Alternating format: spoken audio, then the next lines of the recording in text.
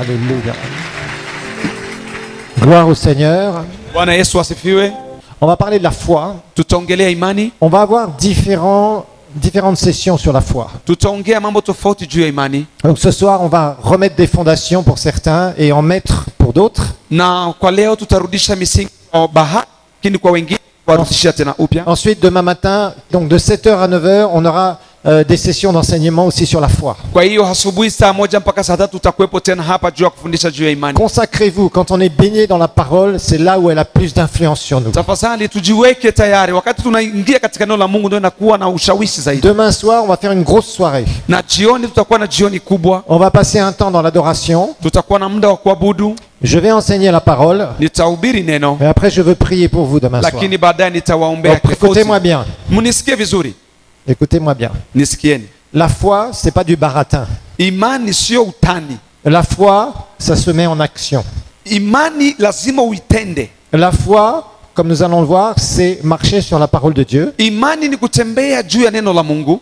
Et il y a des moments où on fait quelque chose de spécial. Na kuna wakati unafanya kitu ambacho kiko cha upekee. Donc apprends à faire ça. Tafadhali jifunze kufanya C'est hivyo. simplement mettre sa foi en action. Hakika inajifunza kutokana na imani. Parce que la Bible dit que la foi sans l'action, c'est mort. Maandiko yanasema imani pasipo matendo ni kifo. Et il y a des temps où on donne au Seigneur. Na kuna wakati tunatoa kwa Bwana. Et ici, ça appartient pas au pasteur Alembe. Hein. Hii fasi sio ya Pastor Alembe. Ça appartient à l'église de Dieu. Iko juu ya kanisa la Mungu. Le jour où le pasteur Alembe passera, Siku ambapo mchungaji Alembe atakufa, qui sera au ciel, le bâtiment restera. atakuwa mbinguni na hii kanisa itabaki hapa. Donc il ne va pas l'emmener au ciel. Hataenda nao mbinguni. Et ça, c'est pour vous servir. Na hii ni kwa sababu ya kukuhudumia. Et vous, les jeunes pasteurs, Na ni wachungaji il y a vijana. des temps où il faut savoir semer. Kuna wakati lazima Il y a mjifunze des temps kupanda. où tu es dans la souffrance, Kuna wakati uko katika magumu. où tu dois apprendre à semer à un moment où vraiment c'est difficile. Ujifunze kupanda kipindi ambacho ni Parce magumu que yapo. si tu apprends à faire ça, Kwa sababu ukijifunza kufanya hivyo, c'est ce qui t'amènera dans ce genre de choses. na ndio itakufikisha kufanya mambo kama haya. Moi, je connais le pasteur Alembe depuis quoi, 98, c'est ça? Mimi namjua Pastor Alembe tokea 98. À l'époque, il avait une collerette. Hapo zamani alikuwa anavaa ile col pastoral. Je ne sais pas s'il il était quoi. Je me demandais s'il était méthodiste Sijui kama alikuwa methodiste ou du genre. Alors, il avait une chemise avec la collerette. Et alikuwa na la chemise était noire, chemise ilikuwa mweusi. mais je pense qu'il y avait eu beaucoup d'homo dedans. Et ça avait Nafikiri beaucoup frotté. Je Kwa pense. hiyo alifua sana. Ilikuwa ishasamuka. Ilifuliwa na umoya mingi ikasamuka. Kabisa, kabisa. Kabisa.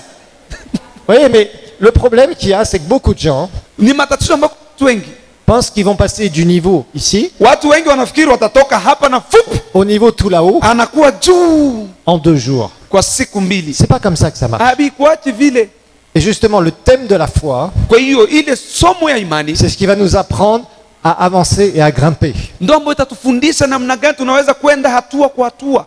Parce que dans la parole de Dieu, on va regarder à Hébreux chapitre 6. Tutaangalia Waebrania sura ya 6. J'ai beaucoup de choses sur la foi. Nina mambo mengi juu ya imani. J'ai du mal à choisir ce que je vais vous dire pendant 3 jours. Nina magumu ya kusema nitafundisha nini siku Parce tatu. que c'est tellement passionnant. Kwa sababu ni vitu vizuri Mais kuvifundisha. surtout, ce que j'ai à cœur aujourd'hui, Na zaidi ambavyo niko navyo rohoni c'est d'implanter en vous l'importance de la parole de Dieu. La relation ni que vous devez kupanda avoir. mbegu ya ushirika na pamoja na Mungu. La relation personnelle Ushirika wa upekee que vous devez avoir vous-même avec la parole de Dieu. ambao lazima wewe uwe nayo na neno la Mungu. Parce que vous savez, Unajua, il y a beaucoup de gens, et vous les Congolais, na hata niwaambia ni Wakongomani, je vous connais bien. Hein. ninawajua vizuri sana. Je vous connais très bien. Ninawajua vizuri Je sana. dirais même que je vous connais très très bien. Hata nikwambie ninawajua bien. Je sais comment vous fonctionnez. Ninajua namna gani mnaishi. Et il y a beaucoup de choses qu'il faut arracher parce que c'est devenu une espèce de culture chrétienne que vous avez depuis tout petit. Kuna vitu lazima tuving'oe kwa sababu vimekuwa kama vile asili ya Ukristo tukiwa bado wadogo. Et il y a des trucs bizarres que Na- vous croyez qui sont faux vitu vimoja vya ujinga ambavyo vinaamini ambavyo sio vya kweli, et qu'il va falloir arracher de vos vies. na lazima ving'olewe kutoka katika maisha yenu. Et vous savez, des fois c'est compliqué. Mara nyingine inachanganikia. Parce que quand on a grandi dans certains milieux, Unajua, tunapokomaa katika hali fulani il est très difficile de comprendre qu'il existe un autre milieu. ni vigumu kuelewa kwamba kuna fasi nyingine ambayo iko tofauti na pale Mais kulikomalia, on doit tous changer. lakini ni lazima tubadilike. On doit tous accepter un jour qu'on a fait fausse route. Lazima tukubali kwamba kuna siku tulifanya njia mbaya. On a eu le témoignage de notre pasteur Tumekuwa na ushuhuda wa mchungaji wetu, et pasteur Robert. Et il Pasteur disait, Robert. quand je suis venu ici, j'étais religieux. alipokuja sema nilikuwa religieux, mwanadini. Et ça, c'est souvent le cas. Pourtant, je suis sûr qu'il connaissait un peu la Bible, même beaucoup. Ni watu ambao walikuwa wanajua Biblia Des hivyo hivyo, histoires de versets bibliques et des What? trucs et des machins. watu wanajua maverse zote za Biblia. Non, il va falloir que vous appreniez vraiment comment ça fonctionne. Lakika tujifunze namna gani inatendeka, inafanyika. La parole de Dieu nous dit dans Hébreux chapitre 6, Waebrania sura ya 6 versets 1 et 2.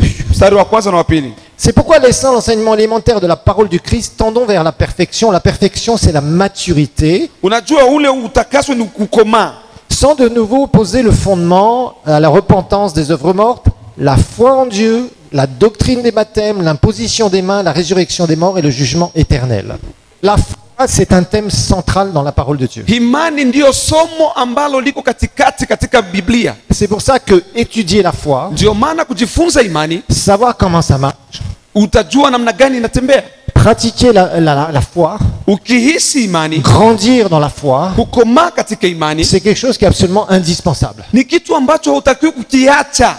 Les gens qui fonctionnent avec des prières seulement, Watu ambao wanatembea na maombi tu avec des trucs bizarres, na vitu ambavyo vya ujinga qui n'ont pas de fondation dans la parole de Dieu, ambavyo havina misingi katika neno la Mungu, ce sont des gens qui sont des courts termes. Je les appelle les courts ni termes. watu ambao mwendo wao ni mfupi. Vous savez, il y a le chrétien court terme, Unajua kuna Mkristo ambaye ana njia fupi, mais il y a aussi le ministère court terme. na pia kuna zile huduma za njia fupi. Il y a le chrétien moyen terme Kuna Kristo wa njia fupi et il y a le ministère moyen terme. na pia kuna huduma ya njia Il fupi. y a le chrétien long terme et il y a le ministère aussi long terme. Pia kuna Mkristo wa njia fupi na kuna huduma ya njia fupi Je vais te dire une chose. na njia ndefu. Ce n'est pas le début de ta conversion qui déterminera où est-ce que tu seras dans 10, 20 ou 30 ou 40 ans. Sio mwanzo wa kuzaliwa kwako mara pili ndio itamaanisha utakuwa wapi katika miaka 10 inayokuja. Moi, j'ai vu des chrétiens. Mimi nimeona Wakristo, Franchement, vous savez, quand j'ai été sauvé, unajua mimi wakati nimeokolewa, la personne, enfin le couple qui m'a amené au Seigneur, unajua kuna wanandoa ambao walinileta kwa Bwana maintenant il y a 42 ans, ni miaka 42. vous savez, c'était des gens, ils étaient vraiment en feu pour le Seigneur. Unajua ni watu ambao walikuwa na moto juu ya Bwana, Et moi, j'étais très intellectuel. na mimi nilikuwa na akili sana. Et j'avoue que même au bout de 2 ans après ma conversion, Unajua baada ya miaka miwili mimi kuzaliwa mara pili, je regardais, j'entendais des témoignages naangalia naona de gens mashuhuda, qui avaient démarré leur vie chrétienne. watu walioanza maisha ya Ukristo na wakakomaa mara moja.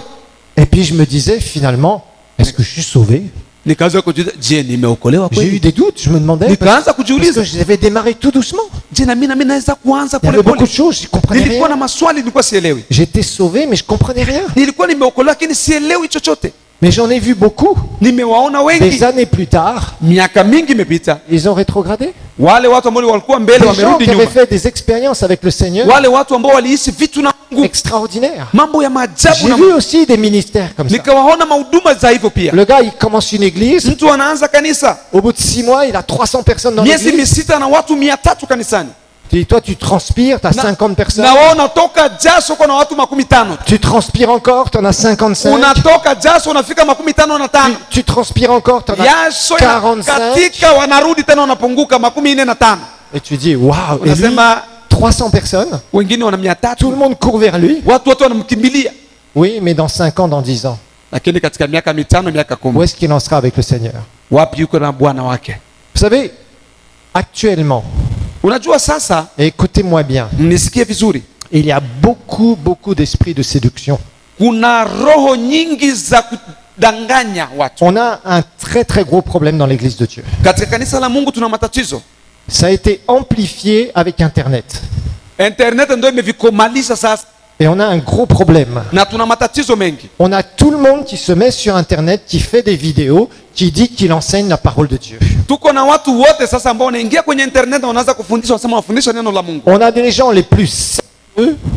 On a les gens les plus sérieux. Tuna watu ambao kidogo wako sawa wanajiheshimu, Au pire des aventuriers et des escrocs. na tuna wezi matapeli ambao wao na wenyewe wapo. Le problème, c'est qu'on a tous le portail qui est ouvert, c'est-à-dire on peut tous regarder tout et n'importe quoi. Tatizo ni kwamba mlango umefunguliwa kwa wote, na sisi wote tunaweza kuangalia internet Et on peut se laisser séduire. na tunaweza kudanganywa kiurahisi. Et je vous dis une chose, Nawaambia kitu, c'est clair. Jésus l'a dit à plusieurs reprises. Yesu aliongea kwa mara mingi. Dans Matthieu 24, verset 4. Mathayo 24 mstari wake wa 4. Matthieu 24, verset 4. Mathayo 24 mstari wake wa 4. La parole de Dieu, c'est Jésus qui parle. Jésus leur répondit, prenez garde que personne ne vous séduise. Jichungeni mtu yeyote asiwadanganye. Prenez garde que personne ne vous séduise. Angalieni mtu yeyote asiwadanganye. Vous savez, la séduction, Unajua udanganyifu c'est quelque chose qui est ce qu'on appelle insidieux. C'est-à-dire, c'est pas quelque chose qui dit, Mais- oh, je vais venir te séduire. sio kitu kinakuja sema nataka sasa kukudanganya. C'est pas du tout comme ça que ça marche. Haianzagi hivyo. C'est quelque chose qui t'attire petit à petit, Ni kitu ambacho mtu anakupeleka hatua kwa hatua polepole, qui te tourne autour, lakini kinakuzunguruka. mais tu ne t'en rends pas compte que tu dévies petit à petit la Hauwezi vérité. kujigundua kwamba umeanza kwenda njia tofauti na ile ulikuwa nayo. C'est exactement ce que le verbe grec veut dire. C'est petit Ndio à petit, ndio petit à somo la petit, Kigiriki nasema inakupeleka polepole, petit à petit, tu pole t'écartes. pole, Mais tu t'en rends pas compte. hautajigundua, Et au bout d'un moment, na kwa muda tu deviens stérile spirituellement. ghafla unakuwa mtu tasa, hauzai tena kiroho. Et je vous assure, la séduction est quelque chose qui vient de plus en plus dans l'église de Dieu. Na nawaambia udanganyifu ni kitu ambacho siku hizi kinakuja sana kanisani. Aujourd'hui, on a des gens qui parlent très bien. Il y a des gens très éloquents. Unajua kuna watu leo wanajua kuongea vizuri. Franchement, moi, des fois, j'entends des orateurs. Je me Mimi dis, kuna wakati wow. nikisikia wahubiri nasema wow. Je me dis, je leur arrive même pas à la cheville. Hein. Nasema mimi simufichii hata kunani Il kumagoti. y a des gars qui prêchent. Kuna watu Ils sont wakihubiri. là. Attends. Ta. Je me dis, wow. Wanasema hey! Wow. Avec une phrasologie, Unajua c'est-à-dire, ni maneno anayachanga ils arrivent à vizuri. combiner les mots, les Wanachanga machins. maneno yanatoka matamu. Et tout le monde fait Na kila mtu Alléluia. anasema ha! Sauf qu'est-ce qui reste après? Lakini swali ni kwamba kuna baki nini Parce baada ya que haleluya? c'est là où je vais en venir. Kwa sababu hapo ndiko nataka kuanzia. Vous savez, la parole de Dieu Unajua neno la Mungu, nous parle de ces esprits séducteurs. On va lire 1 Timothée 4, verset 1. tutasoma Timotheo 4 mstari wake wa 4. 1 Timothée 4, 1. Timotheo 1:4 mstari wake wa 4. 1 Timothée 4, verset 1. Mais l'Esprit dit expressément que dans les derniers temps, quelques-uns abandonneront la foi pour s'attacher à des esprits séducteurs et des doctrines de démons. Bwana Yesu asifiwe. Alors, je Oui. vais vous dire une chose. Na nataka kuambia kitu. Il est très important Ni ya maana sana que vous ayez une relation personnelle avec la parole de Dieu. uwe na ushirika wa kipekee, urafiki na neno la Mungu. Et je vais vous montrer ce que ça veut dire. Na nitakuonyesha namaanisha nini. Je vais vous montrer quoi faire, comment faire. Nitakuonyesha nini unatakiwa kufanya na namna gani unatakiwa kufanya. Parce que je ne vais pas beaucoup enseigner sur Romains 10, 17. Parce que Sitaki je pense que vous kufundisha tu connaissez bien le Warumi verset. 10:17 kwa sababu kila mtu anaijua. Hein, qui dit que la foi vient de ce qu'on entend de la Sababu parole kila de mtu Christ. anasema kwamba imani huja kwa wale ambao tunasikia neno la Mungu. Ça, je pense que vous savez très très bien dans les Hiyo églises El nafikiri kila Shaddai. mtu yuko nao katika kanisa El Shaddai. Mais justement, on va parler comment cette parole, quelle est la place de la parole Nitaongea ni nafasi gani ile neno linatakiwa kuchukua dans ta vie. ndani ya maisha yako, Et là, je vais vous montrer certaines choses. na hapo nitawaonyesha vitu fulani, Parce qu'on a un problème justement avec ça. kwa sababu tuna matatizo na hivyo vitu. Les gens ont très peu de relations avec la parole de Dieu. Watu hawana muda wa urafiki na neno, Par contre, les gens aujourd'hui ont beaucoup d'informations sur la parole de Dieu. lakini leo watu wana taarifa nyingi, Et c'est très différent. iko tofauti. Il y a beaucoup de gens aujourd'hui, vous savez, on a les WhatsApp, là on se balance des versets bibliques. Unajua watu wengi wana WhatsApp, unatumatuma maverse Le biblique, verset du jour, la prédication du jour, mahubiri ya le texte du siku, jour, verse ya siku njo la hii, prière du jour. maombi ya leo njo haya, Tout est du jour. yote kila siku ni ya siku, Et le lendemain, il n'y a plus rien. na kesho yake hakuna kitu. C'est pas ce que Dieu veut, justement. Haiko ndio vile Mungu anataka. Moi, je veux vous apprendre une chose. Nataka niwafundishe kitu. C'est à faire, à créer en vous ce qu'on appelle des convictions. Ni kuumba ndani yako ile kitu ambayo naita uhakika. Écoutez-moi bien. Sikiliza. Il y a beaucoup, certains d'entre vous, je sais que vous le faites. Najua kuna wengi kati yetu wengi wanavifanya. Tu es là, tu pries le matin. Uko pale unaomba asubuhi. Seigneur, qu'il m'arrive rien de mauvais. Bwana kusinitokee mabaya. Que j'ai pas de problème au travail. Nisipate matatizo Que j'ai kazini. pas de problème dans ma boutique ni au marché. Nisikuwe na matatizo katika butiki yangu wala Que sokoni. j'ai pas d'accident. Nisipate ajali Que Seigneur bénisse toute ma famille. yangu. Bénis vraiment tous mes enfants à l'école. Bariki watoto wangu wote shule. Et Seigneur, surtout, tu n'oublies pas ma vache, Tafadhali Bwana usisaulike ngombe yangu ni mon petit chat et mon na chien. kale kapusi kangu na kaimbwa. Amen. Amen. Certains, vous priez ce genre de truc là, bizarre. Kuna watu wanaomba mambo ya ujinga kama hayo. C'est pas de la prière, ça. Hayo sio maombi. Faites pas semblant. Usifaye sambla. Ça, moi, j'appelle ça du baratin de Hiyo prière. naita ni ujinga. Du baratin de prière. Ujinga, maombi ya ujinga.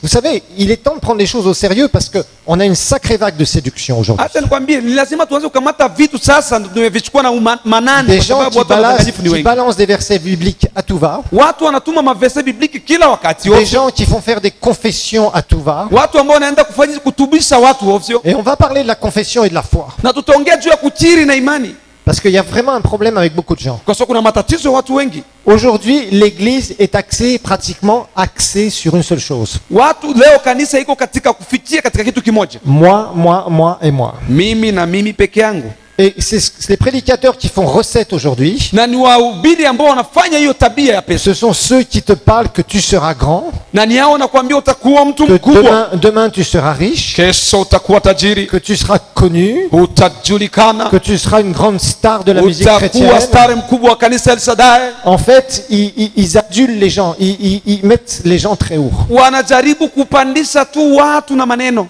Mais Jésus a dit, Lakini Yesu alisema, je ne suis pas venu pour être servi, akasema sikuja ili je nitumikiwe. suis venu pour servir. Nimekuja ili nitumikie. Il y a des prédicateurs aujourd'hui, Kuna wahubiri leo. on les voit avec des gardes du corps partout. Tunaona wako na walinzi wachunga ulinzi. Ah ben c'est normal, c'est le royaume. Alors Ni ufalme. bien sûr, il y a le truc ici, hein, Kuna kitu hapa. la couronne Kuna msalaba.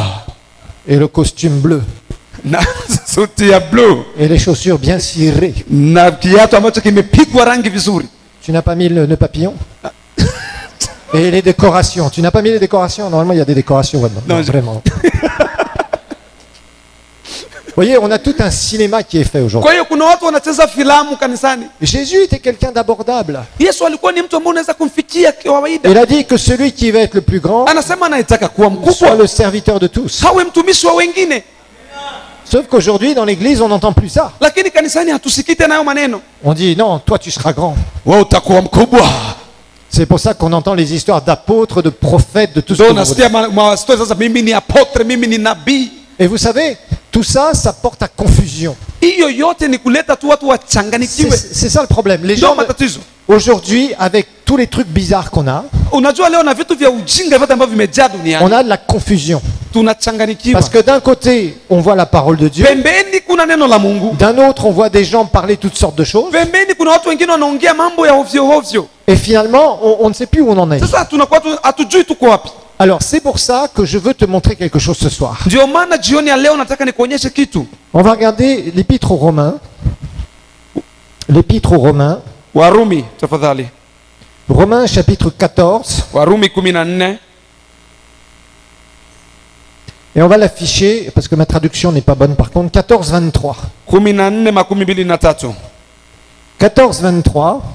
14:23. Parce que tout ce qui n'agit pas, je préfère une traduction qui dit tout ce qui n'est pas le produit d'une conviction.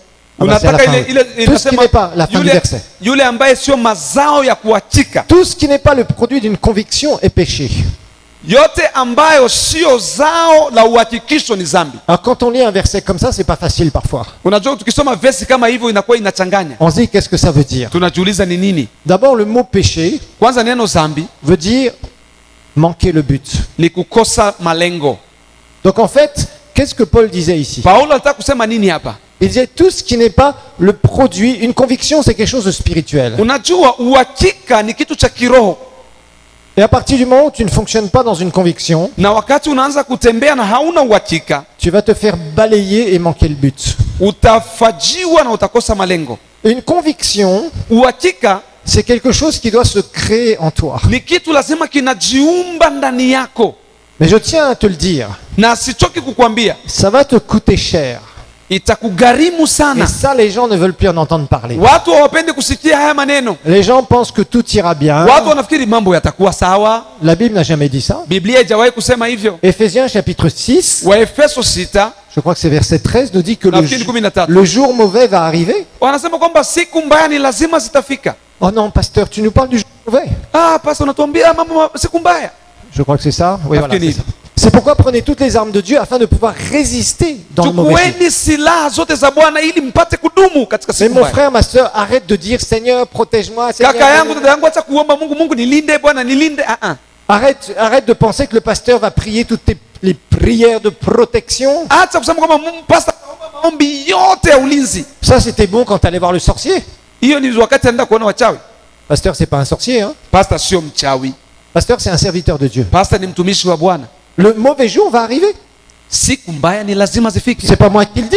Sio mimi nasema. C'est la parole de Dieu qui le Ni dit. neno la Mungu ndio linasema. Jésus dira dans Matthieu 7. Katika Mathayo 7 Yesu anasema. Vous savez, dans Matthieu 7, il y a les deux maisons. Katika Mathayo 7 kuna nyumba mbili. À la fin du chapitre, il y a les deux maisons. Il y en a une qui est construite sur le sable et l'autre sur le roc. Kuna mmoja anajenga katika mwamba, mwingine anajenga katika mchanga. Et Jésus dit, celle qui a été construite sur le sable, Na anasema wale waliojenga juu ya mchanga, les vents sont venus, les torrents sont venus, upepo ukavuma, la pluie est venue très fort. mvua ikaja na nguvu. Et qu'est-ce qui s'est passé? Nini ilipitikana? Elle a été balayée. Ilibeba nyumba. Celle qui était sur le roc, Na wale waliojenga juu ya mwamba, est-ce qu'il n'y a rien qui s'est passé pour elle? swali ni kwamba hakuna upepo na vumbi Non. ilifika. Elle a eu les mêmes défis. Na yeye alipata yale ile changamoto. Mon frère, ma soeur, on est dans le monde, mais on n'est plus du monde. Kaka yangu, dada yangu, tuko duniani lakini sisi sio wa dunia hii. Et crois-moi une chose, Sasa nikwambie kitu. plus tu marcheras dans la foi, Zaidi utatembea katika imani, plus tu verras de l'opposition. zaidi kutakuwa mapingamizi. Et c'est pour ça qu'il y a beaucoup de chrétiens, Na ndio maana kuna Wakristo wengi quand ils commencent à voir que ça commence à chauffer, wakianza kuona mambo yanabadilika, ils se retirent. wanakimbia. Et ça, c'est l'opposé de la foi. Na hiyo iko tofauti na imani. C'est des gens qui n'ont pas de conviction. Ni watu ambao hawana uhakika. Vous voyez, on chante des chants. Unaimba. Tu es capable Wewe de una tout. uwezo, Oh, una tu es uwezo. capable de tout. Bwana ana uwezo wa yote. Ouais, c'est bien, c'est Ni super. sawa. C'est vrai. Ni kweli. Mais je vais te dire une chose. Lakini nakwambia kitu. Dieu a besoin de ta collaboration pour qu'il soit capable de Lakini tout. pia anahitaji ushirika wa wewe na yeye ili awe na uwezo. Il n'y a pas de possibilité de voir les promesses de Dieu sans que tu sois participant dedans.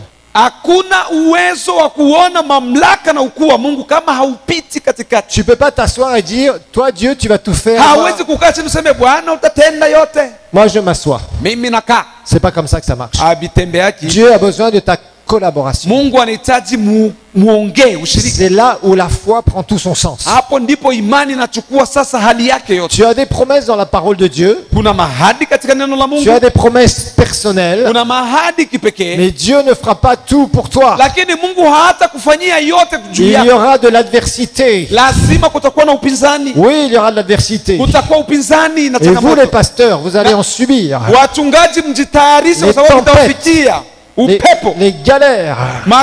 Ukosefu. Les moments où tout semble perdu. Uwani wakati unafika kila kitu Et kimepotea. justement, c'est là Na hapo où on va voir si vous êtes appelé. ndo tutaona kama mmeitwa kweli. Vous savez, c'est comme les gens. Unajua ni rahisi. Vous savez, c'est comme les gens qui disent Unajua ni kama watu oh, wanasema gloire à Dieu. Bwana Alléluia. asifiwe, haleluya. Alléluia. Le Seigneur est celui qui pourvoit. Bwana ndio ambaye anawekeza, haleluya. Quand tu as les poches pleines, dire Jésus, tu pourvois, c'est facile. Unajua mifuko ikiwa imejaa pesa kusema Bwana anawekeza si ni kawaida. Mais quand tu as les poches vides et que tu chauffes, Lakini ikiwa hamna kitu c'est beaucoup plus difficile. ni vigumu kusema Bwana anaweza. Mais c'est justement là où on va voir si tu as la Na foi. hapo ndo tutaona kwamba kweli umeitwa. La foi, tu en as besoin Imani unahitaji quand ça t'est impossible. wakati mambo Quand yanafanana la hayaendeki, situation est impossible, wakati hali haiko sawa, c'est là où tu as besoin de la foi. hapo ndo tunahitaji imani. Tu n'as pas besoin de la foi pour dire Seigneur, je prie pour que le bus arrive dans les 5 minutes. Hauhitaji kusema Bwana naomba basi ifike dakika 10. C'est pas la foi, ça. Hiyo sio imani tafadhali. Ça, c'est du baratin. Huo ni ujinga tu. La foi, tu en as besoin Imani ambayo unahitaji quand tu as une situation où toi, tu ne peux pas faire les choses. wakati unajikuta katika hali wewe hauna uwezo wa kutatua hiyo tatizo. C'est là où tu as besoin de la foi. Hapo ndio unahitaji imani. Tu es malade, Ni mgonjwa, tu ne peux pas te soigner, hauwezi kujitunzisha. tu as besoin de la foi. Unahitaji imani. Tu as besoin dans tes finances d'avancer, Unahitaji pesa zako ziendelee kukomaa. tu souffres de la pauvreté, Unateseka na umaskini, tu as besoin de la foi. unahitaji imani. Tu es déjà à un certain niveau financier, Uisha komaa kipesa mais tu sais que le Seigneur te veut beaucoup plus haut, na unajua kama Bwana anakutaka juu, tu as besoin de la foi. hapo unahitaji imani. Tu as besoin de la foi aussi pour prier pour ceux qui sont perdus. Unahitaji pia imani kuombea wale waliopotea. Et tu as besoin de la foi quand tout autour de toi, tout s'en va. Unajua unahitaji imani wakati vitu vyote vinavyokuzunguruka vinakufanana kwa Quand tout vibaya, s'écroule autour de toi. wakati vyote vinaonekana kuzama. Il y a de très beaux chants là de Hillsong à propos de ça justement. Kuna watu wanaongelea juu ya hiyo. Hillsong. Tu connais le groupe Hillsong? Kuna kundi ya Hillsong, Il y a de très très beaux chants qui parlent de ça justement. kuna manyimbo mingi wanaongelea hicho kitu. Quand tout s'écroule, Wakati yote yanazama, quand tout s'écroule, yote yanapoanguka, c'est là où tu vas voir ton Père, hapo ndipo utamuona baba yako qu'il va agir et tu le glorifieras. ambaye atatenda na utamtukuza. Un vrai témoignage, Ushuhuda mzuri c'est quand tout semblait perdu ou quand tu étais complètement, comme on dit, à l'ouest. ni wakati C'est-à-dire, umepotea vyote na useme kama ulikuwa kushoto tofauti, et que Dieu fait un miracle pour te ramener, na Bwana anafanya muujiza kurudisha tena, te sortir du trou, kukutoa katika tundu, t'amener dans une autre dimension d'un seul coup. kukupeleka katika ngazi nyingine ya juu. Ça fait partie de la foi. Hiyo ndio mojawapo ya Parce imani. que ce ne sont pas des choses que tu peux faire toi-même. Sio vitu ambavyo unaweza kufanya Mais mwenyewe, tu as besoin de lui. lakini ni vitu ambavyo unamhitaji. Vous savez, il faut arrêter de mettre Dieu dans toutes les petites histoires de tous les jours. Tafadhali acha kumweka Mungu katika mambo yako yote ya kila siku. Dieu est dans le business d'abord de sauver les âmes perdues. Mungu yuko katika biashara ya kwanza ni kuokoa zilizopotea. Ça, c'est sa priorité. Hiyo ndio kipaumbele cha Mungu, C'est sa priorité. ndicho kipaumbele cha Mungu. Maintenant, dans ta vie ici, tu dois la gérer. Kwa hiyo katika maisha yako lazima uyachunge, Et il faut que tu sois dans quelque chose où tu sois dans une certaine dimension. na ni lazima uwe katika ngazi fulani. Si tu veux servir le Seigneur, tu as besoin d'être en bonne santé. Ukitaka kumtumikia Mungu ipasavyo lazima uwe na afya nzuri. Si tu veux avancer dans la vie, tu as besoin d'argent. Ukitaka kukomaa kuendelea vizuri katika maisha lazima uwe na pesa. Et nous sommes dans des pays où il nous faut beaucoup de foi pour les finances. Hakika tuko katika nchi ambazo zinahitaji imani kubwa juu ya pesa, Parce qu'il n'y a pas de sécurité d'emploi, il y a tout kwa un tas de sababu hakuna galères. ulinzi, hali Il y mbaya, a des voleurs partout, il y a des escrocs wezi kila partout, mahali. etc., etc. Nous sommes dans des pays très instables. Tuko katika nchi ambazo hazistawi vizuri, Et on a besoin de foi. na tunahitaji imani, Pour ça, tu as besoin d'une vision. na hapo unahitaji maono. Alors ça, c'est important de comprendre qu'il y a ta responsabilité et la responsabilité de Dieu. Lazima uelewe kwamba kuna wewe nafasi yako na nafasi ya Mungu, Et ça, c'est quelque chose que les Israélites ont vécu. na ni kitu ambacho Waisraeli walikiishi. Vous savez, c'est pas parce que Dieu a promis que ça va se passer. Hein. Acha nikwambie, sio kwa sababu Mungu ameahidia kwamba ndio vitatokea. Regardons Hébreux chapitre 3. Waebrania sura yake ya 3. Hébreux chapitre 3. Waebrania sura yake ya 3.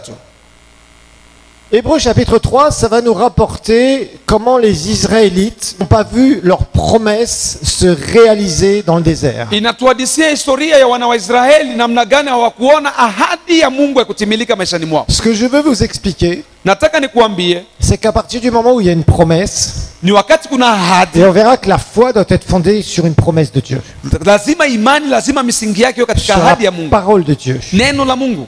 À ce moment-là, forcément, Kwa kipindi hicho sasa tu peux voir cette promesse se réaliser, unaweza kuona ahadi zake ou zikitimilika, tu peux passer à côté de la promesse. na unaweza kupita pembeni ya ahadi. Ça, tu dois le savoir. Ni lazima ujue Les Israélites avaient une grande promesse. wana wa Israeli walikuwa na ahadi kubwa. Dieu les avait fait sortir d'Égypte. Mungu aliwatoa Misri. Tout ça, c'est une image pour nous en tant que chrétiens nés de nouveau. Hiyo ni picha kwetu sisi wa Kristo waliozaliwa mara ya pili. L'Égypte, c'est le monde. Unajua Misri ni ulimwengu, Pharaon, c'est l'image du diable. Farao ni picha ya shetani. Lorsqu'ils sont sortis avec le sang de l'alliance, Wakati walitoka na ile damu ya qu'ils agano, ont traversé la mer Rouge, wakapita ile bahari nyekundu, c'était un miracle. ilikuwa ni muujiza. Exactement comme toi, Tu es sorti du royaume des ténèbres. kama vile ulivyotoka katika ulimwengu wa giza Et la traversée de la mer Rouge, na c'est ukapita le symbole de notre nouvelle naissance. katika bahari nyekundu kama vile alama ya kuzaliwa mara ya Et pili. ils ont traversé la mer Rouge, c'était un miracle. Et nous avons traversé, nous sommes sortis du royaume des ténèbres pour naître dans le royaume de Dieu. Kwao ulikuwa muujiza, lakini katika ufalme wa giza ndo tukazaliwa mara ya pili. Et ça s'est passé par le miracle de la nouvelle naissance. Na hiyo ni muujiza wa kuzaliwa mara ya pili. Et à partir de ce moment-là, ils ont été dans le désert. Na katika hicho kipindi walikuwa jangwani. Le désert, c'est l'image du chrétien qui commence sa vie. Unajua jangwa ni picha ya Mkristo ambaye anaanza Il maisha. vit au jour le jour. Anaishi kila siku. Il a les promesses d'un beau pays. Il a la promesse de rentrer dans le pays promis. Ahadi kubwa ya kuingia katika nchi ya ahadi. Canaan, c'est l'image d'Éphésiens, de l'épître aux Éphésiens, c'est-à-dire d'entrer dans nos promesses. Unajua Kanani ni picha ya kama vile katika Waefeso kuingia katika ahadi. D'avoir grandi dans le Seigneur. Kukomaa ndani ya Bwana. Pour être stable. Ili tuwe tumestawi. Pour sortir de tout un tas de problèmes qu'on peut avoir. Ili kutokana na matatizo yote ambayo tunaweza kuwa nayo. Et entre les deux, entre Canaan et l'Égypte, Kati ya Kanani na Misri, il y a le désert. kuna jangwa. Ils avaient les promesses d'aller en Canaan. Walikuwa na ahadi ya kwenda Kanani. Mais regardons Hébreux chapitre 3, Waebrania sura ya 3, versets 18 et 19. mstari wa 18 na 19. Ce que je veux conscientiser chez vous, Kitu ambacho nataka kuongelea katika dhamiri yako. c'est qu'une promesse n'est pas quelque chose d'automatique pour se réaliser. Ahadi sio kitu cha kufika kwa ghafla. Arrêtez de dire, oh, si Dieu a promis, il va le réaliser. Hata kusema kwamba Mungu ameshaahidi atatenda. Oui, il va le réaliser. Ndiyo atatenda. Si toi, tu joues ton rôle, Kama wewe unatimiza wajibu wako.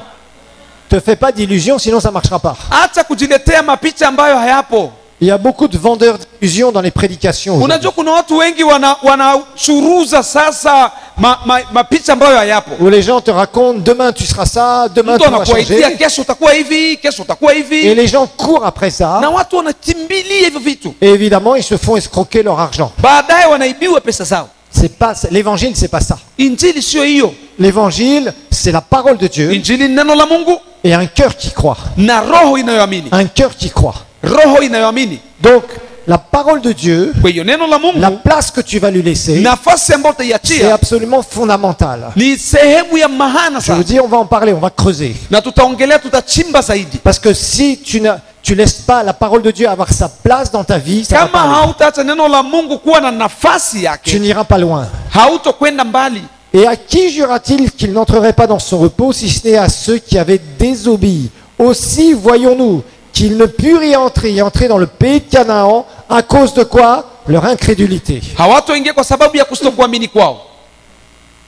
Donc ça, c'est quelque chose qui est absolument nécessaire que tu saches. Hicho ni kitu lazima ukijue na ni cha maana Une sana. promesse Ahadi n'est pas la garantie de l'accomplissement. haikumaanisha kwamba ndio itatimia, Sauf les promesses qu'on appelle eschatologiques, c'est-à-dire de la fin des temps. ili kuna ahadi tu moja ambayo inaongelea juu ya mwisho wa nyakati itatimia. Jésus reviendra. Yesu atarudi, Si tu meurs, toi aussi, tu vas au ciel. ukifa utaenda mbinguni. Tout ça, c'est garanti. Hiyo ni ahadi ambayo itatimia. Il y a des choses qui te sont garanties où tu n'as plus de foi à exercer. Unajua kuna vitu ambavyo tayari vimeshapangwa vitafika, Le hauhitaji fait imani. qu'on régnera avec Christ pendant 1000 ans Kusema avec nos kwamba récompenses tutatawala na Kristo miaka 1000, hiyo itafika. et l'éternité avec lui, Milele pamoja na où yeye, Dieu sera tout en tous, ambao Mungu atakuwa vyote katika yote. ça tu n'as pas besoin d'une foi spéciale. Hiyo hauhitaji imani ya tofauti. Mais tant que tu es dans ce corps, Lakini unapokuwa katika mwili, dans cette maison de passage, katika hii nyumba ya kupita, avec ton visa temporaire sur la terre, na hii visa yako ya muda mfupi hapa parce que duniani, nous avons un visa temporaire sur la tuna terre. visa mfupi hapa duniani, Et à partir de ce moment-là, nous avons une responsabilité na katika hicho kipindi tunakuwa na jukumu de fulani fonctionner dans la foi. ya kutembea katika imani. La foi, c'est l'ingrédient indispensable. Unajua imani ni kama vile kiungo Je ambacho te hutaki garantis, ukiacha. tu n'iras pas loin si tu es là à écouter toutes les prophéties du coin. Hauwezi kwenda mbali ukikalia kusikia mautabiri ya fasi zote. Si tu survoles la parole de Dieu. Unajua ukiliruka neno la Mungu. Ok, on va faire un petit sondage ici. Tutafanya kidogo changamoto hapa. Qui lit la parole de Dieu ici? Nani anayesoma neno la Mungu? Weka mkono juu kama unasoma neno la Mungu. Qui lit la parole de Dieu ici? Anayelisoma neno la Mungu. Alors regarde ton voisin. Mwangalie kwa pembeni yako. Et tu lui dis, Na umwambie, tu sais que Jésus n'a jamais dit de lire sa parole? unajua Yesu hajawahi kusema usisome neno lake. Mais il a dit de méditer sa parole. Alisema litafakari neno lake. Eh oui. Et là, on a un problème. Na hapo kuna matatizo. Allez, on va faire un autre sondage. Tunataka tena tuangalie tena. Et j'ai déjà un coupable devant moi. Tayari tuna vita hapa. Ça, Hiyo simu dans le lac Tanganyika. katika laki Tanganyika unaitupa. Ça, c'est pas une Bible. Hii sio Biblia. Ce n'est pas une Bible. Sio Biblia. Amen. Ce n'est pas une Bible. Simu sio Biblia. Ok? Haleluya. Ça, c'est pour les paresseux spirituels. Hii ni kwa wavivu wa kiroho. Mon WhatsApp. Ah, on m'a envoyé sur WhatsApp. Wamenitumia kwenye WhatsApp. Les versets du jour. Hii ndo versi ya siku. Oh, j'ai été béni. Nimebarikiwa. Oh, tiens, je te l'envoie. Nakutumia na wewe ubarikiwe. Haleluya. Le problème, c'est qu'on a plein de farceurs comme ça maintenant. Unajua tuna watu wengi ambao ni Tu dois avoir une Bible. Lazima uwe na Biblia. Et à l'église, Na kanisani tu viens avec ça. unakuja nayo. Pas avec ton téléphone. Hapana na simu yako. Ton voisin. Mwangalie rafiki yako, mwangalie pembeni yako, mwangalie. Qu'est-ce qu'il a? Yuko na Est-ce nini? qu'il a amené sa Bible? Est-ce qu'il alikuja na Biblia yake? Ok. S'il n'a pas amené sa Bible, tu lèves la main comme ça. Tu lèves Kama la main. hakuja na Biblia jirani yako, wewe nyanyua mkono Si juu. ton voisin, Kama jirani hakuja na Biblia, fanya mkono wako hivi. dénonce-le, dénonce-le. Wewe mtae jirani akukia na Biblia. Moi, je ne peux pas comprendre ça. Sielewi.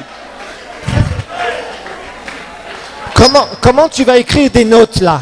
Namna gani unaweza kuandika hapa? Tu viens à l'église. Unakuja kanisani. Ah, parce qu'on va à l'église pour prier. Hein. Tunaenda kanisani kuomba. Je suis spirituel. Moi, je suis un bon chrétien parce que je vais à Mimi l'église niko pour prier. kiroho na ni Mkristo mzuri. 3 fois par semaine, je suis à l'église. Hein. Mara 3 kwa siku kanisani. Très spirituel. Niko wa kiroho. Et tu es là, tu viens avec ça? Na uko hapa na unakuja na telefoni. Tu dis, et tu viens écouter quoi? Unakuja kusikia nini? Tu penses que la parole de Dieu va avoir un impact dans ta vie? Unafikiri neno la Mungu litakuwa na ushawishi ndani ya maisha yako kweli? Haka telefoni. Moi, je vais vous dire, vous voyez ma Bible? Acha nikwambia Biblia. Je vais vous dire des choses. Nataka kuambia mambo. Yangu isabanduka, isaharibika. Le problème que j'ai, Ndio tatizo ambalo niko nayo. c'est que j'ai tellement de notes dedans. Tellement de notes dedans. Kwa sababu ninaandika sana mle ndani. Vous voyez, quand j'enseigne, si je viens avec aucun papier à côté, Unajua ninapofunza kama siji na karatasi, je peux me repérer dans ma Bible. ndani ya Biblia yangu naweza J'ai kukuta plein de mafundisho yangu. parallèles, j'ai écrit Naandika. j'ai écrit tellement de choses dedans. Ninaandika vitu vingi Que sana. changer ma Bible, ça me dérange. Kulibadilisha Biblia yangu Parce nishashindwa. que j'ai des milliers de notes là-dedans. Kwa sababu nishaandika vya mingi, siwezi kuuza ya mpya. Donc je ne peux pas la changer.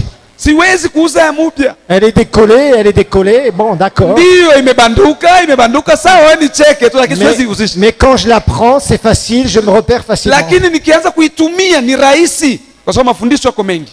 Vous savez, il y a trop de gens aujourd'hui dans l'église qui écoutent des discours plutôt que la parole de Dieu. Unajua kuna watu wengi ambao wanapenda kusikia sana malisala au maneno kuliko kusikia neno la Mungu. Ce que tu n'as pas compris, Ile ambayo haukuelewa c'est que c'est cette parole ni ile neno qui peut créer ton miracle. ambayo inaweza kuhumba muujiza wako.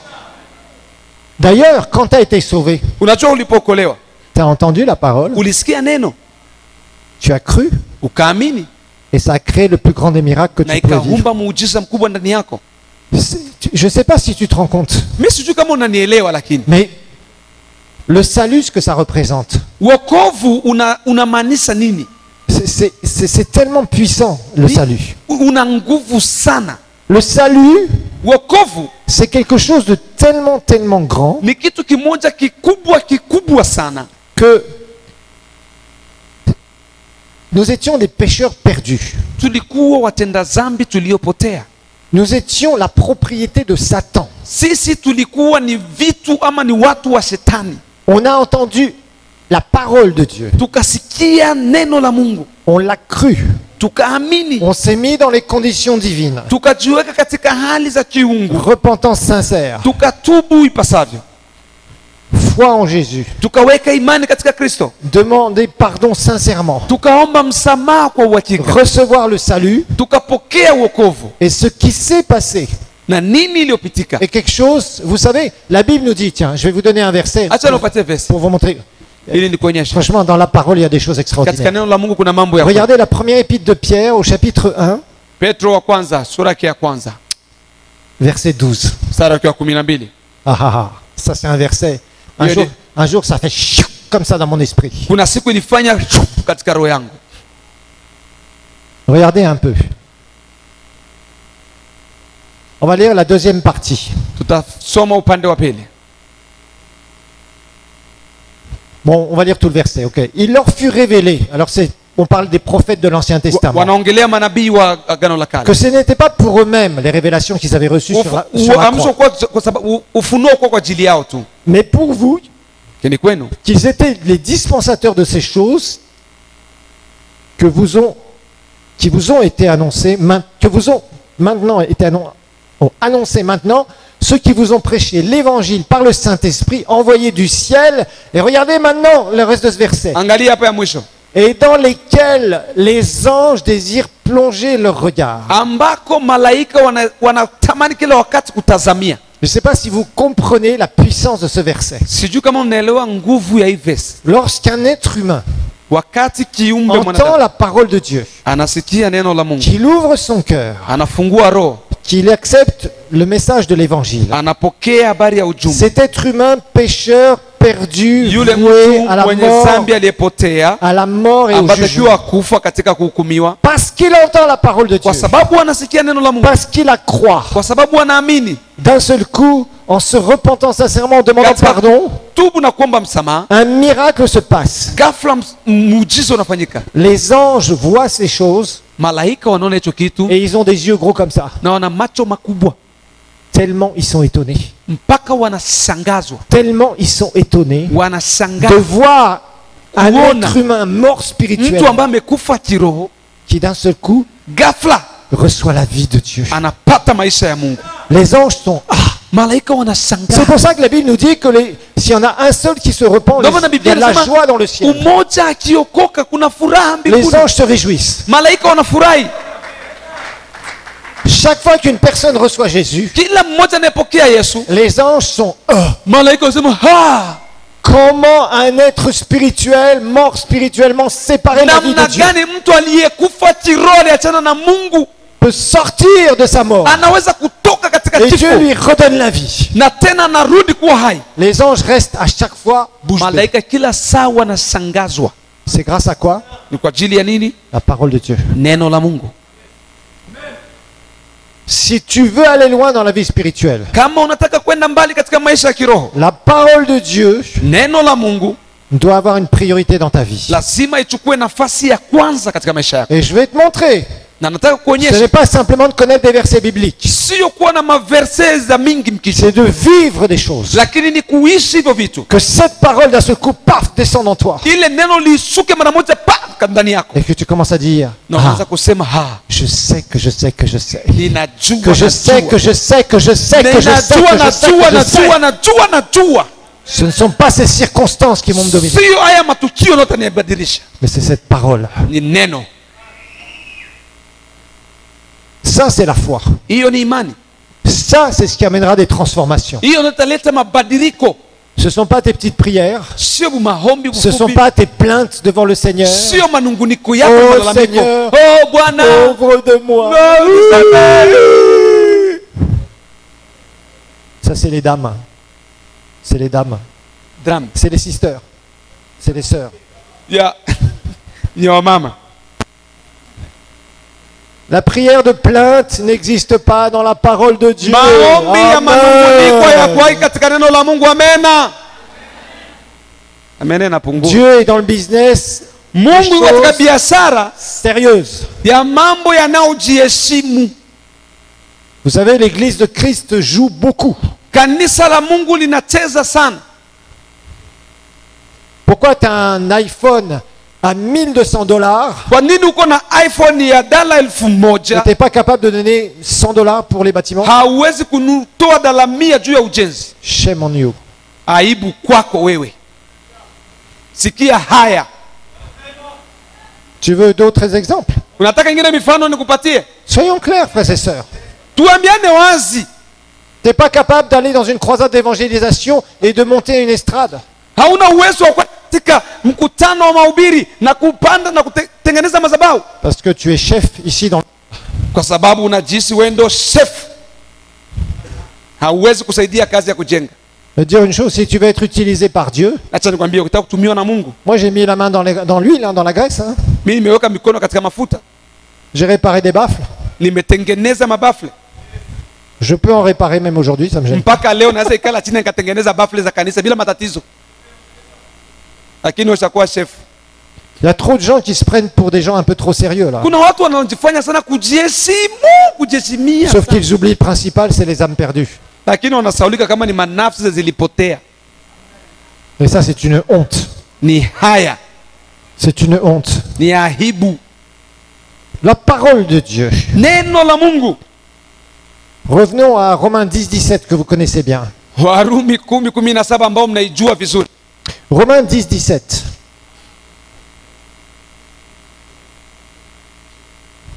Ainsi la foi vient de ce qu'on entend, Yale tunasikia, et ce qu'on entend vient de la parole de Christ. yale tunasikia kutoka katika neno la Mungu.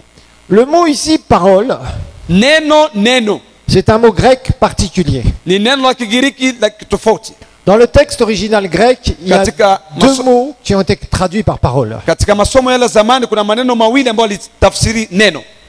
Il y a le mot logos, Ya kwanza ni logos dont vous avez certainement entendu parler. ambao mmeisikia mara nyingi, Et la meilleure définition du logos, na tafsiri nzuri ya logos c'est en fait dire à quelqu'un, ni kumwambia mtu, voilà, je te mets là, je te donne une chaise, un bureau, ninakuweka hapa na kupatia kiti na kupatia ofisi, je te donne tout le papier que tu veux, ninakupatia karatasi zote tous unazohitaji, les stylos que tu veux, una kalamu zote unazohitaji, et tu vas écrire na utaandika ce que tu es, yale uliyoona, ce que tu as fait, yale uliyofanya, ce que tu fais, yale unayofanya, ce que tu feras, yale utakayokuja kufanya. et tu vas donner ton opinion sur tous les sujets, sur tout ce que tu veux. Utaleta mawazo yako katika kila somo ambalo utaandika. Ça s'appelle l'expression de quelqu'un. Hiyo inasema kwamba ni usemi. Ça, c'est le logos. Hiyo ndio neno. Et la parole de Dieu, c'est le logos à la base. Kwa hiyo neno la Mungu ndio logos. Cette parole écrite, Ili neno lililoandikwa c'est le logos. C'est-à-dire ni que logos. Dieu, dans sa parole, Kwa hiyo Mungu katika neno lake il nous a dit qui il est, na akatuambia jinsi alivyo, qu'est-ce qu'il a fait, alifanya nini, qu'est-ce qu'il fait, anafanya nini, qu'est-ce qu'il fera. atakuja kufanya nini. Il nous a dit ce qu'il pensait de tout, qu'est-ce qu'il voulait, quelle est Na sa akasema volonté. yale anaowaza, yale anaofikiri na yale ambayo atatokea, Et il nous explique tout ce dont nous avons besoin ici. yale ambayo tunahitaji. Ça, c'est le logos. Hiyo ndio logos. Mais ici, Lakini hapa c'est un autre mot. ni neno lingine, Un autre mot neno lingine qui est le mot rhéma. ambayo ni rema. Et le mot rhéma, Na neno rema c'est un mot qui veut dire une parole révélée. inamaanisha neno lililofunuliwa, Et ça, c'est extrêmement important. na hiyo ni ya maana sana kujua. La foi ne vient pas de jolis versets bibliques Imani haiji kwa sababu kuna mavesi buzuri unaokupendeza que tu connais par cœur et que tu répètes, ambazo unazijua rohoni na kila wakati unazitamka comme si tu es une machine. kama vile mashine. La foi ne vient pas de cela. Imani haiji kwa hayo. La foi vient de la parole écrite Imani huja kwa neno ou lililoandikwa une promesse que Dieu va te faire, ama ahadi ambayo Mungu atakupatia, mais qui doit être révélée dans ta nature lakini spirituelle. lazima ifunuliwe katika utu wako wa kiroho. Tant que cette parole n'est pas révélée, Kama ile neno elle halijafunuliwa, n'aura aucune puissance dans ta vie. halitokuwa na uwezo wowote maishani mwako. C'est là où justement, tant que la parole n'est pas révélée, Na hapo ndipo kama neno halijafunuliwa, tu ne seras pas enraciné en Christ. Tu ne seras pas, excuse-moi parce que ça a coupé, enraciné en Christ. hautakuwa na mizizi ndani ya Kristo. Tu seras facilement déracinable. Utakuwa rahisi kungolewa. Parce qu'il va y avoir des choses qui vont aller contre toi. kwa sababu kuna vitu ambavyo vitaenda kinyume na wewe. Il y aura les bons jours, mais il y aura les mauvais jours. Kutakuwa siku nzuri, kutakuwa siku mbaya. Il y aura des moments où tu pourras même abandonner la foi. Kuna siku unaweza hata kuacha imani. Certains abandonnent le ministère Kuna watu wanachimbia huduma parce qu'ils ne supportent pas les pressions. kwa sababu hawako tayari kupata changamoto. Pourquoi est-ce que tu as peur des épreuves? Kwa nini unaogopa matatizo? Les épreuves, alors attention là dans la traduction. Réfléchis bien à ton Kiswahili. Entre épreuve et tentation, normalement il y a deux mots. Kuna changamoto na kujaribiwa. Vous êtes d'accord? Nord Kivu, Sud Kivu, vous êtes d'accord? C'est bon. Une épreuve, c'est quoi? Changamoto ni nini? Il y a du moto là-dedans? Hein? Il y a moto là-dedans? Changamoto. Ah, changamoto. Changamoto. Moto mingi. Doit pas le monde. Mitiani. Ok. Twende hivi. Une épreuve, c'est un examen. Changamoto ni mtihani. C'est un examen. Ni mtihani. Un examen justement où tu as appris des choses, Ni mtihani ambako umejifunza vitu mais Dieu te met devant tes circonstances. na Mungu anakuweka mbele ya matukio. Qu'est-ce que tu vas faire? Nini utafanya? Comment est-ce que tu vas te comporter? Namna gani utatembea? Est-ce que tu vas avoir suffisamment de patience? Je, utakuwa na uvumilivu wa kutosha? Vous savez pourquoi des gens souvent se marient avec des inconvertis? Unajua kwa nini watu wanafunga ndoa na watu wasioamini? Surtout les filles. La zaidi wanawake. Parce que tu vois que la promesse ne se passe pas. Kwa sababu unaona ahadi haitimii Et tu n'es pas patiente. na huwezi kuvumilia. Et la plupart des mariages qui sont faits avec des inconvertis, Na mara nyingi ndoa ambazo zinafungwa na watu wasioamini, il suffit qu'un garçon te tourne autour, ni mwanaume tu ageuke kidogo, qu'il ait un peu de richesse, apate kidogo pesa, il fait semblant d'aller à l'église, anafanya uongo kwenda kanisani, alors que tu sais très bien qu'il n'est pas sauvé, na unajua kweli huyu mwanaume et hajaokoka, tu ne marches pas dans ta conviction. lakini hautembei katika hakika yako. J'ai comme ça une sœur que je connais vraiment, qui était tellement spirituelle, Najua moja dada ambaye alikuwa sana kiroho en apparence. En katika apparence. muonekano wake. Elle était là, toujours impeccable à l'église, Alikuwa kanisani katika toujours kila servir, kutumikia jamais un mot Bwana. de travers, Hakuna siku jamais un alitolewa. conflit, Hakuna siku alipigana. jamais quoi que ce soit. Hakuna siku alikorogana, hata kitu kimoja. Récemment, j'ai appris qu'elle s'est mariée Na hapa nikasikia kwamba ameolewa avec un vrai païen. na mpagani aliyekomaa. C'est fou. Mais un vrai païen. Hein. Mpagani mwenye alikomaa Un gars, il s'est marié une fois, ni mtu ambaye alikuwa isafunga tayari ndoa. il a divorcé, il s'est mis avec une autre femme après, Akaoa mwanamke wa pili, il n'a pas divorcé de la deuxième femme, akuachana na ule wa pili, et il s'est marié avec elle. na akaenda kuchukua ule dada mkajifanya Et Mkristo ils ont sana, fait ça très discrètement. na akaifanya kisirisiri. Et vous savez quoi? Unajua nini? Cette femme, cette jeune femme, Yule binti elle était dans une église, alikuwa katika kanisa et il y avait le pasteur qui était célibataire. na kulikuwa mchungaji ambaye alikuwa Et elle hajaoa. était persuadée que le Seigneur lui avait dit elle se marierait avec le pasteur. Yeye yule dada akafikiri kwamba Mungu alimwambia ataoana na huyo mchungaji. Mais le pasteur burundais, il s'est marié avec une Congolaise. Sasa yule mchungaji Mrundi akaenda kuchukua mwanamke Mkongomani. Vous applaudissez pas les filles? Mwanamke amfurahii bafia Mungu hapa. Et alors, quelques mois après, alors c'est bien sûr ça a été la déception. Alivunjika moyo baada ya miezi kadhaa, Et elle s'est mariée avec un païen. akaona acha nioane tu pagani. Ça va être la catastrophe. Ikawa ni mambo ya ajabu. Vous savez, parfois il faut attendre. Unajua kuna wakati lazima usubiri. C'est pas moi qui le dis, regardez Jacques chapitre 1. Sio mimi ndo nasema, angalia Yakobo 1. N'aie pas peur des moments difficiles. Usiogope kipindi kigumu. Je veux vraiment t'encourager par rapport à ça. Nataka nikuhimize juu ya hiyo. Tu grandiras dans la foi. Si tu veux grandir dans la foi, Ukitaka kukomaa katika imani, n'aie pas peur quand ça chauffe. usiogope wakati mambo yanakuwa na moto. Au contraire, tofauti na hivyo, c'est là où tu vas voir le Seigneur. hapo ndipo utamwona Bwana. Les gens ont trop peur à chaque fois quand ça ne va pas aller quelque chose. Watu wanaogopa kila saa wakati mambo hayaendi vizuri. Non, Hapana, n'aie pas peur. usiogope. C'est justement ça qui va t'apprendre à marcher dans la foi. Hiyo ndo kipindi kitakusaidia kutembea katika imani. Oui, mais pasteur, c'est dur. C'est dur. Kuwa mchungaji sio rahisi. Ah bah ça c'est sûr que c'est dur. Ndio, sio rahisi kweli. Ça, c'est très difficile des fois. Hakika ni magumu. Quand la tempête fait rage, Upepo unapovuma, quand c'est terrible de partout, quand tout s'écroule autour de toi, wakati vitu vyote vinavyokuzunguruka vinabomoka, qu'est-ce que tu vas faire? unafanya nini? Oh Seigneur. Non. C'est là où tu dois apprendre. Regardez un peu. Verset 2.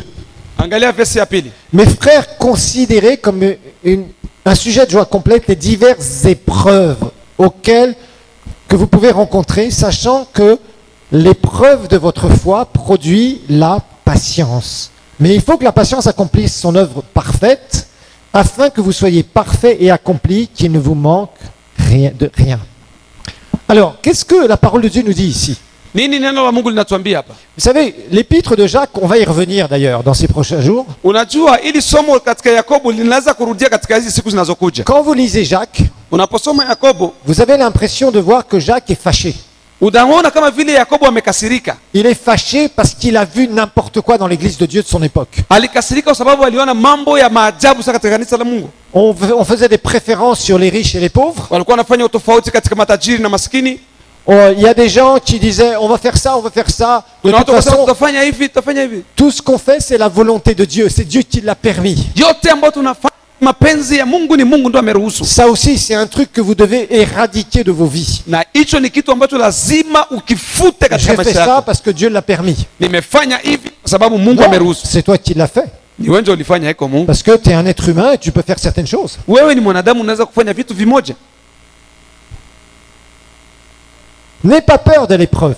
Usiogope changamoto. L'épreuve, c'est un examen. L'épreuve, c'est Changamoto ni mtihani. tu as une promesse. Una ahadi Soit de la parole de Dieu, au neno la Mungu, soit une promesse que le Seigneur t'a donnée personnellement. ama ahadi ambayo Mungu amekupatia kiupekee. Mais ça ne se passe pas du jour au lendemain. Lakini havifanyiki kila siku. Parce que rappelle-toi que si tu veux voir qu'une promesse puisse s'accomplir, Ukitaka kuona ahadi inatimilika, il va falloir que tu collabores. ni lazima ujiunganishe, Il va lazima falloir qu'il y ait un ushirikiane. travail dans ta nature Ni spirituelle kazi ambayo lazima ufanye katika utu wako wa kiroho, jusqu'à temps que la parole de Dieu se révèle. mpaka wakati ambako neno la Mungu Il va litajifunua. falloir que tu travailles et que tu pries la parole de Dieu et que tu pries pour que tes yeux, les yeux de ton cœur soient illuminés. Ni lazima uombe ili macho yako ya kiroho yapate kufunguka. Tant que tu ne feras pas ce travail qui peut durer des fois des années, Acha nikwambie, kama haujafanya hii kazi utafanya miaka mingi, la foi ne sera pas produite. imani haitozaa chochote. Et si la foi n'est pas produite, Na kama imani haizaliki, il n'y aura aucun fruit. hakuna matunda yatakaonekana. Et vous voyez ici, Unaona hapa la parole de Dieu nous dit, neno la Mungu linasema, regardez bien, il y a des mots ici qu'il faut un peu changer parce qu'ils ne sont pas très bien traduits. kuna maneno lazima tuyabadilishe kwa sababu ya kutafsiriwa vizuri. Alors, après nous avoir dit, considérez comme, verset 2, comme une joie complète les diverses épreuves que vous pouvez rencontrer. Ok, sachant que la mise à l'épreuve de votre foi produit la patience. Donc, il doit y avoir un fruit. Lazima kuwe matunda. Les chrétiens aujourd'hui Wakristo leo veulent des trucs magiques. wanataka vitu vya miujiza, Il faut que tout se passe demain. vyote vifanyike tu ghafla. Il y a des choses pour lesquelles tu vas devoir croire pendant des années. Acha nikwambie, kuna vitu lazima uamini kwa miaka. Plus ta promesse est grande, Zaidi ahadi yako ni kubwa, plus tu vas devoir te revêtir de patience. lazima uvae Ne te uvumilivu wa fais muda pas mrefu. d'illusions. Acha kujiweka Moi, vous mapicha. savez, quand il y a des jeunes qui viennent me voir en disant « Pasteur, On a toujours- j'ai eu des révélations, j'ai des visions, je comprends pas, le Seigneur me donne des rêves. Unajua pasta, mimi nina maufunuo, Mungu ananipatia mandoto. Le Seigneur, je me vois devant des foules prêcher, guérir les malades. » Najiona katika umati ninahubiri. J'ai fait partie du groupe aussi. Na mimi niko katika hilo kundi. Et on pense que ça va arriver demain. Na wanafikiria kwamba kesho ndio wataanza kuhubiri. Entre l'accomplissement de la promesse ili ile ahadi ifike et le fait que Dieu t'ait donné la promesse, na ile siku yenyewe ulipewa il y ahadi. a un grand fossé Hapa kuna shimo que tu kubwa devras remplir avec ta foi. ambao lazima ulijaze na imani. Et une chose que les gens ne supportent pas, Na ni kitu ambacho watu hawana kazi ya kuvumilia, c'est d'être patient. hawana muda wa kuvumilia. Abraham a été patient, Abrahamu alikuwa mvumilivu, mais au bout d'un moment, il a manqué de patience. lakini kuna wakati ulifika naye uvumilivu ukashindwa. Quand il a manqué de patience, qu'est-ce qu'il a fait? Alipokosa uvumilivu alifanya nini? Il a écouté Sarah Akamsikiliza Sarai, et il a été voir Agar, akaenda kumchukua, Agar. akamchukua Agar. Ça a été la catastrophe. Ilikuwa ni mambo ya ajabu. Si vous étudiez la parole de Dieu, Ukilisoma neno la Mungu vous verrez utaona que la Bible nous dit maandiko yanasema que quand Ismaël va naître, wakati Ismaili anazaliwa, Dieu ne va pas parler à Abraham pendant 13 ans. Mungu akumwongelea Abrahamu miaka 13. Lisez le dernier verset, je crois c'est du chapitre 16, et le premier verset du chapitre 17, si je me souviens, de la Genèse. Mwanzo utasoma katika 16 Dieu na ne mwisho va pas 17. parler à Abraham pendant 13 ans apparemment. Miaka 13 Mungu alikaa kimya. Abraham a été impatient un moment. Pourtant, il est le père de la foi. Abrahamu Au père alishindwa des croyants. kuvumilia, ndio baba wa imani, baba wale wote wanaoamini. Abraham, c'est le personnage dont vous entendez parler dans toute la Bible, hein. Abrahamu ndio mtu ambaye mnasikia anaongelewa katika Biblia nzima, Mais il n'a pas eu un parcours parfait, lakini hakuwa na njia ambayo ilikuwa nzuri ya maisha, comme nous tous d'ailleurs. kama sisi sote. Il y a des moments où tu vas faillir dans la foi, Kuna wakati utashindwa katika imani, mais Dieu te donnera une deuxième chance. lakini Mungu atakupatia nafasi ya pili. Maintenant, si tu gaffes trop, tu vas en payer les conséquences. Kwa hiyo ukiharibu sana utalipa. Abraham a payé de sérieuses conséquences avec Ismaël. Abrahamu alilipa pamoja na Ishmaeli. Et aujourd'hui, entre les Arabes et les Juifs, ils en payent Na encore les leo conséquences Waarabu na tous les jours. Wayahudi hakuna amani. Plus ta promesse sera grande, Zaidi ahadi yako ni kubwa, plus tu vas devoir t'armer de patience. ni lazima ujifunze, uvae uvumilivu. Alors, revenons à Jacques, chapitre 1. Turudie katika Yakobo Regardons le verset 4 maintenant.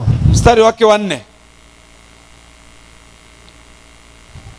Jacques 1, verset 4. 1:4.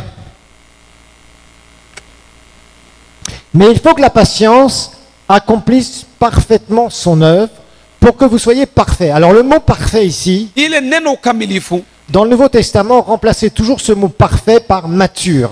ili neno katika Agano Jipya kila siku libadilishe katika neno kukomaa. Et accompli, ça veut dire équipé. Kutimiza inamaanisha kuvaa zile silaha. Ça veut dire que les examens que Dieu va te faire passer, Ni kusema kwamba ile mitihani ambayo Mungu atakupitisha tu devras les réussir. ni lazima Tu as uyafanikishe. des examens de foi à passer, Una mitihani ya imani lazima upitie, et pas des moindres. na sio mitihani ya utani. Au fur et à mesure de ta vie, Zaidi unaenda katika maisha il va y yako, avoir de l'adversité. Tu es dans un monde de ténèbres. utakuwa mambo tofauti na ulimwengu wa giza. Plus tu auras des promesses qui sont importantes, plus ton appel sera grand, Zaidi wito wako ni mkubwa na una ahadi kubwa, plus tu vas passer par des moments difficiles. zaidi utapitia kipindi kigumu. Si vous ne me croyez pas, lisez la parole de Dieu. Kama uniamini, soma neno la Mungu. Tous ces hommes de Dieu dont on parle, qui sont des héros de la foi, Wale watu ambao tunasema wote ni mashujaa wa imani, sont passés par des moments extrêmement difficiles. wamepitia vipindi vigumu, Ils ont été éprouvés dans leur foi. walipata changamoto nyingi katika imani. Certains ont vraiment très bien réussi Wamoja wao walifanikisha, et d'autres ont échoué. wengine wakashindwa. Que ce soit des leçons pour ta vie. Iwe ni somo juu ya maisha yako. Si tu veux grandir, Ukitaka kukomaa, n'aie pas peur de l'adversité. usiogope yale machangamoto atakaokuja. Ne pense pas que tout va se passer du jour au lendemain. Usifikirie kila kitu kitafikia kwa C'est pour ghafla, ça que tu as besoin de foi. kwa sababu Et unahitaji tu as imani, besoin de grandir dans la foi. unahitaji kukomaa. C'est vrai qu'il y a des moments Unajua ni kweli kuna wakati où tu vas avoir une foi ponctuelle pour recevoir un miracle. utakuwa unahitaji ya imani kubwa ili kupokea muujiza. On le voit plusieurs fois dans les évangiles. Tunaiona mara nyingi katika Injili. Mais il y a d'autres moments, Kuna wakati et mwingine, c'est principalement là où tu vas exercer ta foi. na ndipo mahali utatumia imani Tu yako. vas devoir grandir jour après jour. Lazima ukomae siku Et baada ta ya siku, croissance va dépendre de ce livre. na kukomaa kwako kutatokana na usomi wa hilo Si neno. tu ne sais pas te servir de ce livre, Kama hujui kutumia hichi kitabu, tu ne pourras jamais aller loin avec le Seigneur. hauwezi kwenda mbali na Mungu. Tu pourras avoir des dons spirituels. J'en ai vu des gens comme ça. Unaweza kuwa na vipawa vya kiroho, Des gens qui priaient pour les malades, qui voyaient plein de malades guéris. watu ambao wanaombea wagonjwa na ugonjwa D'autres qui kutoka, donnaient de vraies prophéties au début. wengine ambao kuna tabiri, D'autres qui vraiment étaient utilisés par le Seigneur pour amener des âmes perdues au wengine Seigneur. ambao walitumiwa na Mungu ili kuleta nafsi zilizopotea, Mais ce qu'il leur manquait, lakini walichokikosa c'était de puissantes fondations dans la parole. ilikuwa ni misingi yenye nguvu ndani ya neno la Mungu. Et des années plus tard, Na baada ya miaka ils ont tout laissé. wakaacha vyote, Dieu wakakauka. ne les utilise plus. Mungu akutumie tena. Certains que j'ai connus sont morts prématurément Wamoja ambao nimejua walikufa vifo vya ghafla. parce qu'on ne joue pas avec le monde Acha spirituel. nikwambie, ulimwengu wa kiroho sio wa kutania nao. Amen. On va se lever, on va prier. Tusimame, tutaomba. Je vais vous libérer parce que je sais que certains vous habitez loin. Na nataka niwachie sababu najua wengine wanakaa mbali. Alléluia.